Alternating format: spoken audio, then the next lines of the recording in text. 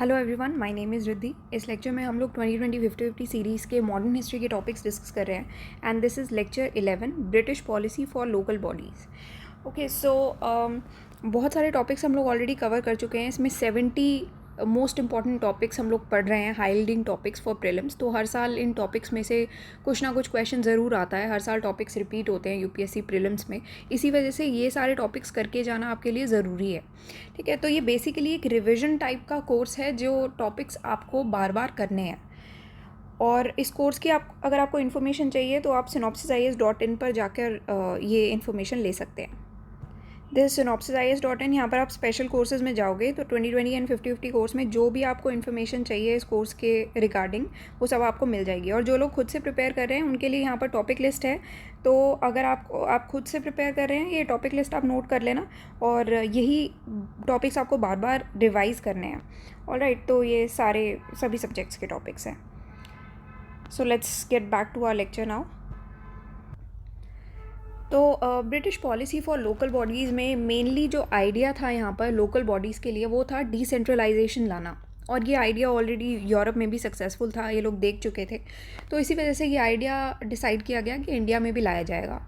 तो बेसिकली यहाँ पर एडमिनिस्ट्रेशन को डिसेंट्रलाइज करने से स्टार्ट हुई थी चीज़ें, जहाँ पर लोकल गवर्नमेंट को प्रमोट किया गया म्यूनिसिपैलिटीज़ के थ्रू और डिस्ट्रिक्ट बोर्ड्स के थ्रू, जो कि जितनी भी लोकल सर्विसेज हैं उनको फिर एडमिनिस्टर कर लेती। जैसे म्यूनिसिपैलिटीज़ हो गई अभी हम लोगों के यहाँ पर, या डिस्ट्रिक्ट बोर्ड्स वगैरह जितने भी हो गए, वो लोग क्या देखते हैं, education, health, sanitation, water supply, roads हो गया और बाकी जो बेसिक कम्युनिटीज़ हो गई जो कि लोकल टैक्सेस से फाइनेंस होती है, ये सारी चीज़ें ये लोग देख लेते हैं, है ना। तो वही सेम चीज़ यहाँ पर लाने की बात की गई थी। और बहुत सारे ऐसे फैक्टर्स थे जिससे ब्रिटिश गवर्नमेंट को लगा इंडिया में कि ये लोकल बॉडीज़ को इस्टेब्लिश करना काफ़ी ज़रूरी है।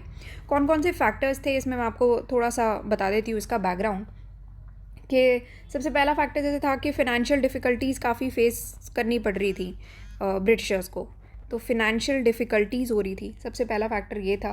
क्यों ओवर सेंट्रलाइजेशन कर दिया था, तो अब फाइनेंशियल डिफ़िकल्टीज़ तो होंगी अगर इतना ज़्यादा सेंट्रलाइजेशन हो जाएगा। तो यहाँ पर डिसाइड हुआ कि हम लोग थोड़ा सा डिसेंट्रलाइजेशन करते हैं ताकि थोड़ा सा फिनेंशियल बर्डन्स भी हमारे कम होंगे।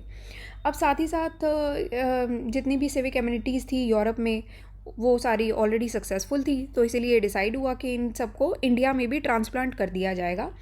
क्योंकि ये भी कंसिडर किया गया था कि इंडिया का इकोनॉमिक कॉन्टैक्ट जितने भी थे यूरोप के साथ वो काफ़ी ज़्यादा और बढ़ रहे थे। फिर एक नेशनलिज़म की टाइड भी उस टाइम देखी गई थी, नेशनलिज़म काफ़ी बढ़ रहा था इंडिया में। तो जिस वजह से बेसिक फैसिलिटीज़ में भी काफ़ी इम्प्रूवमेंट करना ज़रूरी आ गया था। ठीक है, अब नेक्स्ट चीज़ ये थी कि एक ब्रिटिश पॉलिसी मेकर्स का एक सेक्शन था जिन्होंने ये देखा था कि इंडियंस के साथ एसोसिएशन जो है वो अच्छा भी रहा था एडमिनिस्ट्रेशन में। क्योंकि इंडियंस एडमिनिस्ट्रेशन में थे तो सही, बट उन लोगों ने कभी भी ब्रिटिश सुप्रीमेसी है इंडिया में उसको कभी भी अंडरमाइन नहीं किया या उसके लिए कभी थ्रेट नहीं साबित हुए।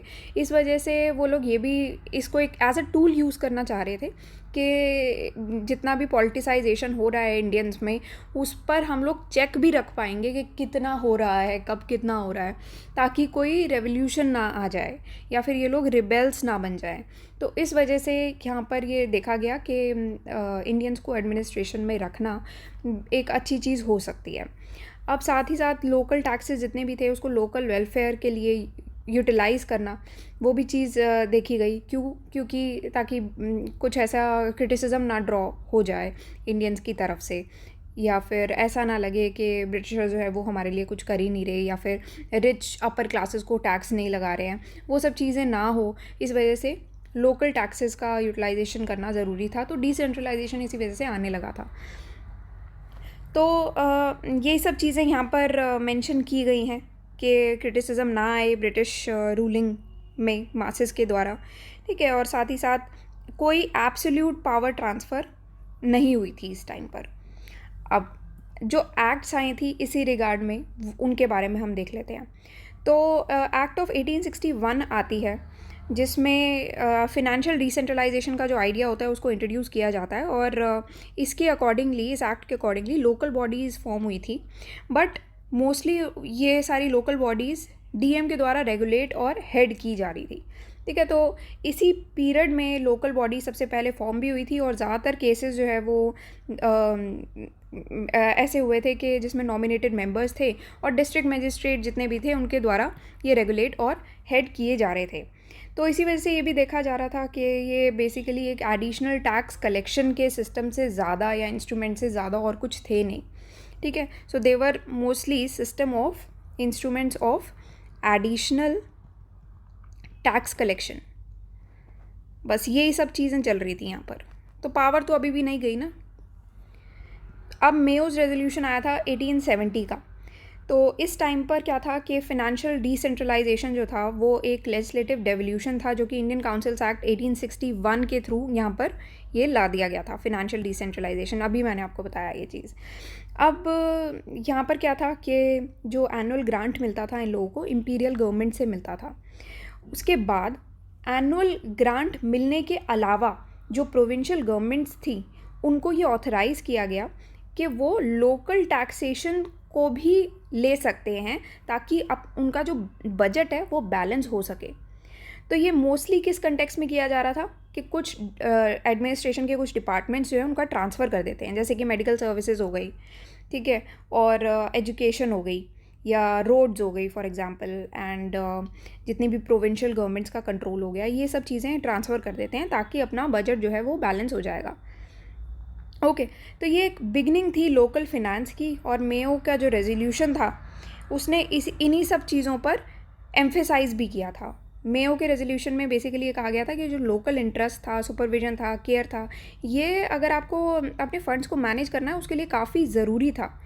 जितने भी फंड्स हैं जो कि एजुकेशन, सैनिटेशन, मेडिकल रिलीफ हो गया, लोकल पब्लिक वर्क्स हो गए, इन सब चीज़ों पे जो फंड्स लगे हैं उनके लिए ये सब चीज़ें करना बहुत ज़रूरी है, सुपरविजन करना, केयर करना, लोकल इंटरेस्ट वगैरह।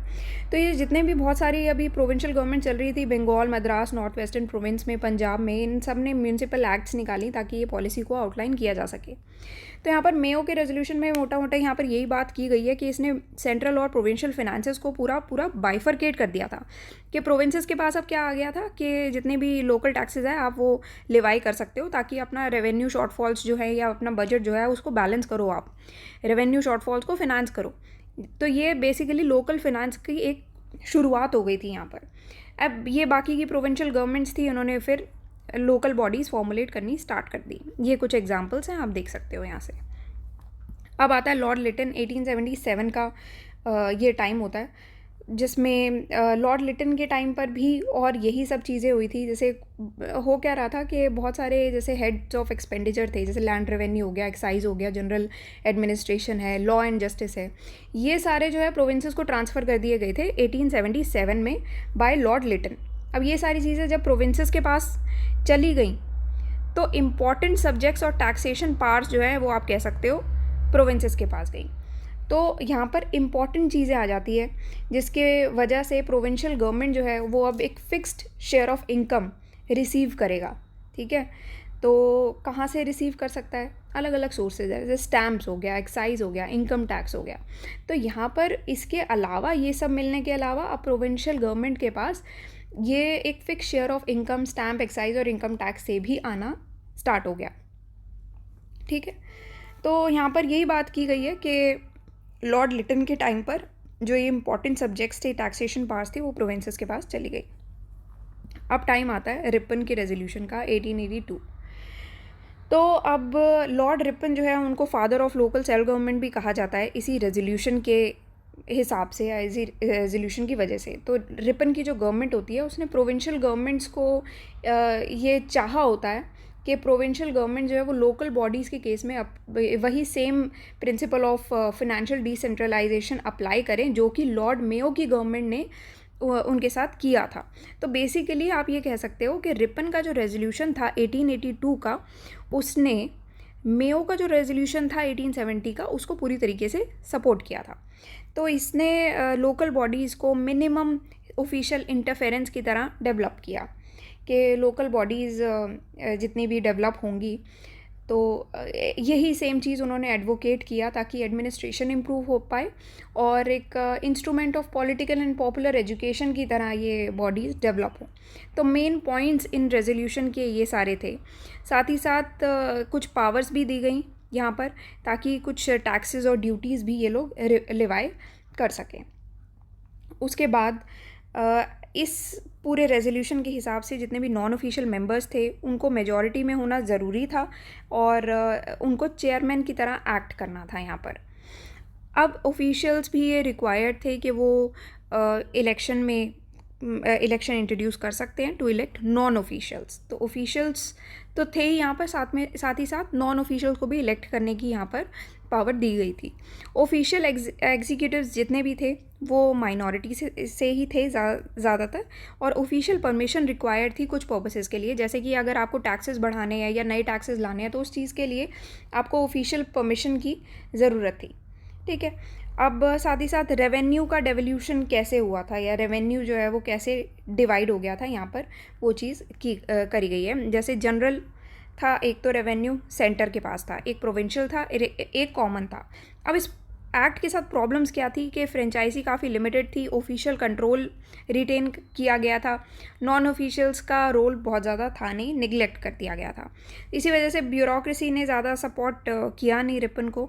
उनको ये लगता था और ब्यूरोक्रेसी ये सोचती थी कि इंडियंस जो है वो अपनी सेल्फ गवर्नमेंट बना ही नहीं सकते, वो अनफिट हैं, खुद को रूल नहीं कर सकते।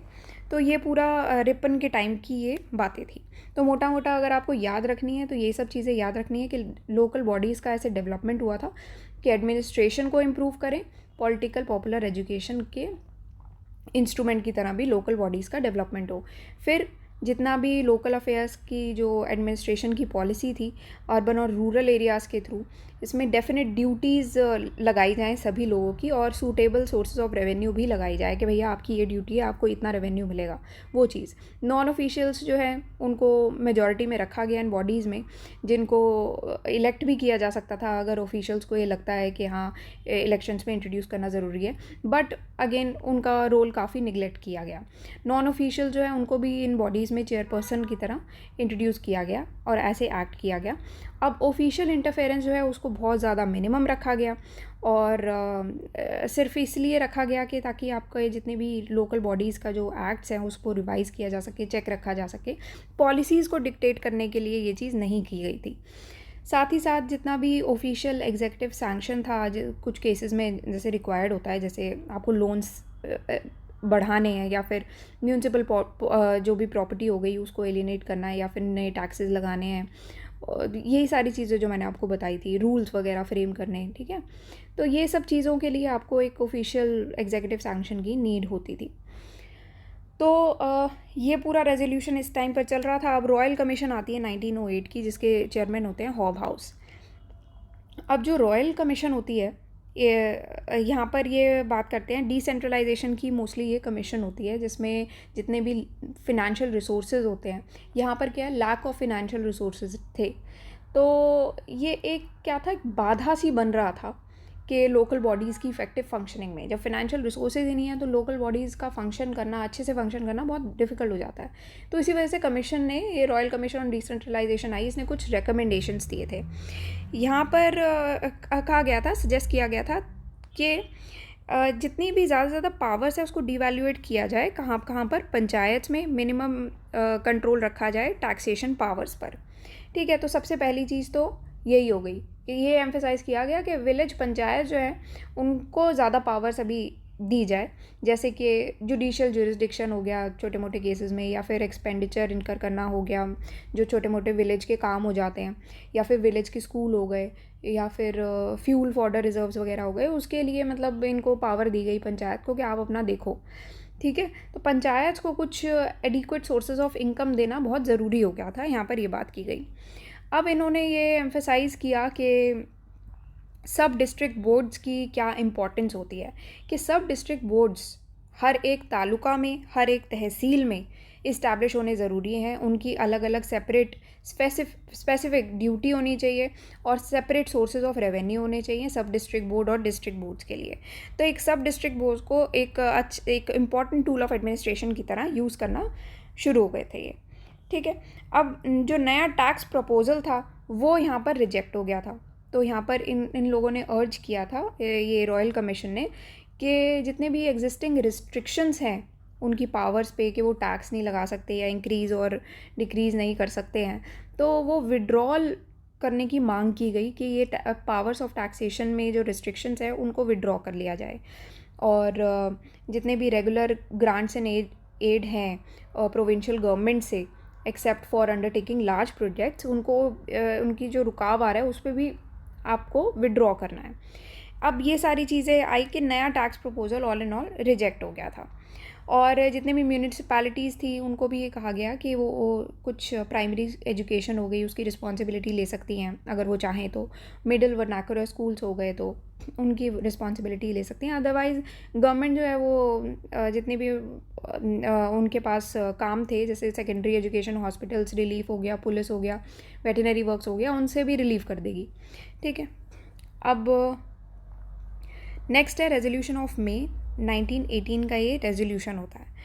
अब मे रेजोल्यूशन में, इस रेजोल्यूशन ने बेसिकली जितना भी क्वेश्चन था लोकल सेल्फ गवर्नमेंट का, जो कि यहाँ पर लोकल सेल्फ गवर्नमेंट भी क्वेश्चन में आई थी, उसको पूरा रिव्यू करने के लिए रेजोल्यूशन आया था ऑल एंड ऑल।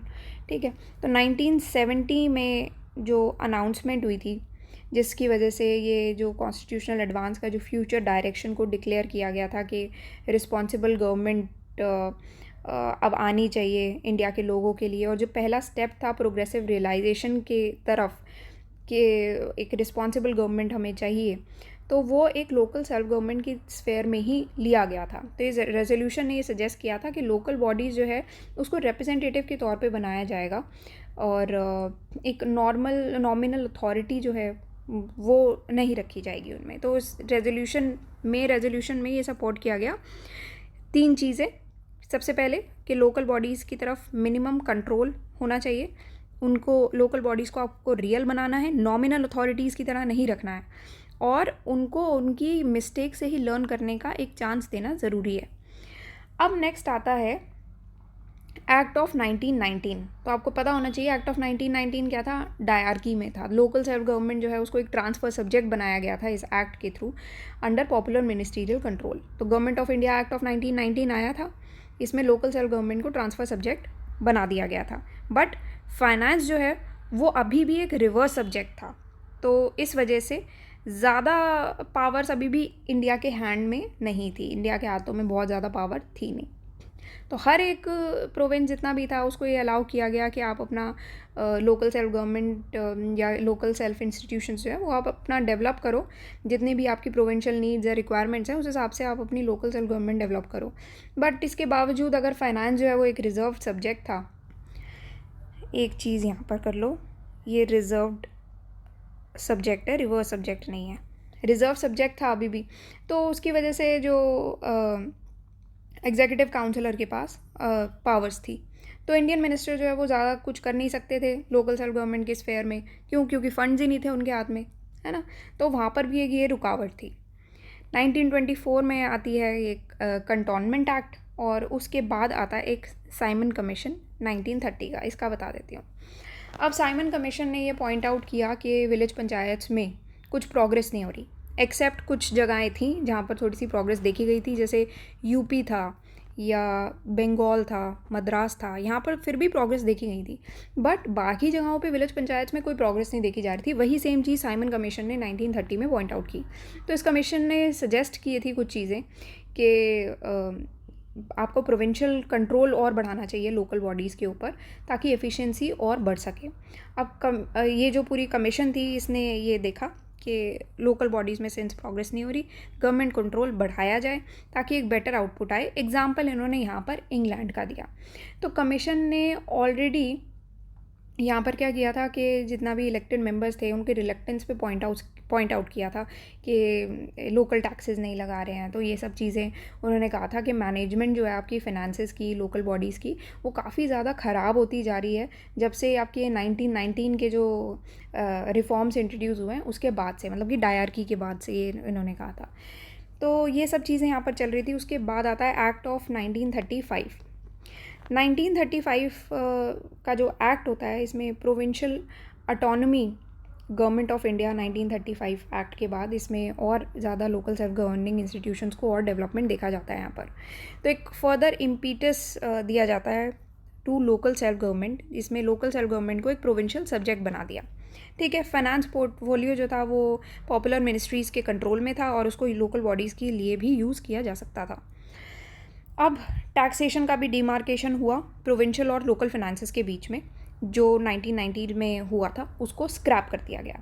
ठीक है, तो ये सेम चीज़ें जो हुई थी अब उसको स्क्रैप किया गया। क्यों? क्योंकि वही साइमन कमीशन आई थी, उसने बोला कि भैया तुमने तो 1919 एक्ट के बाद और चीज़ें ख़राब कर दी, तो इसीलिए जो टैक्सेशन का डिमार्केशन था प्रोविंशियल लोकल फाइनेंस के बीच में, जो कि रिफॉर्म ऑफ 1919 से चलता आ रहा था, उसको स्क्रैप कर दिया। नए एक्ट्स पास किए गए प्रोविंसेस में ताकि उनको और अथॉरिटी दी जा सके लोकल बॉडीज़ के ऊपर।